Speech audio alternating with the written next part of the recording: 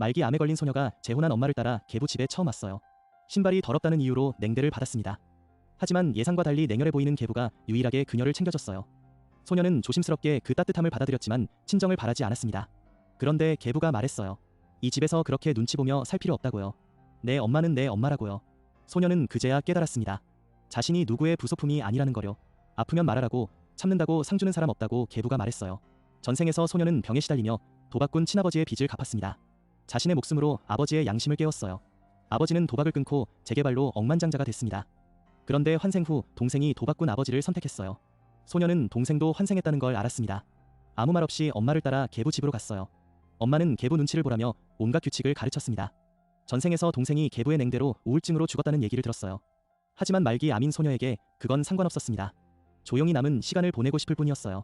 계부 주하은을 처음 만났을 때 소녀는 조심스러웠습니다. 햇볕 뜨는 방에 살고 싶다고 말했다가 엄마한테 혼날 뻔했어요. 그때 주하은이 나타나 방을 내줬습니다. 식사 중 전화 금지 규칙도 소녀를 위해 깼어요. 이후 소녀는 매일 베란다에서 햇볕을 쬐었습니다. 젊은 영혼이지만 늙은이처럼 행동했어요. 주하은은 늘 그녀를 지켜봤습니다. 소녀는 그에게서 자신과 같은 냄새를 느꼈어요. 어느 날 소녀는 계부의 비밀을 발견했습니다. 비타민병에 암 진통제가 들어있었어요.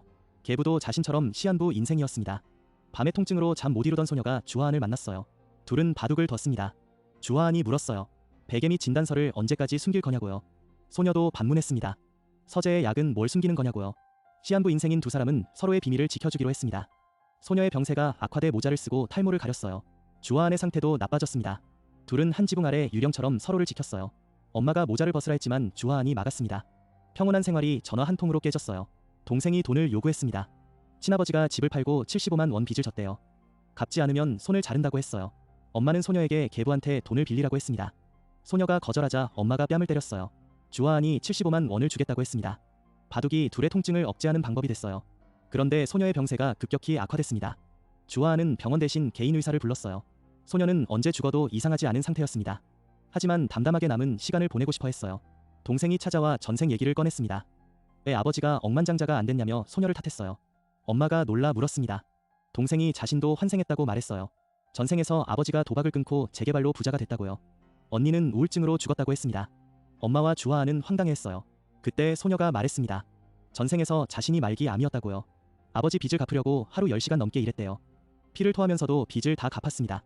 자신의 목숨으로 아버지 양심을 깨웠어요. 그래서 아버지가 도박을 끊고 집을 지켜 부자가 된 거래요. 이번 생에는 자신이 없으니 아버지가 집을 팔아버렸다고 했습니다.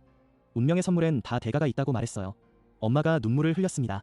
소녀가 일어서며 말했어요. 전생 얘기가 아니라 진짜라고요. 자신이 곧 죽는다고 말했습니다.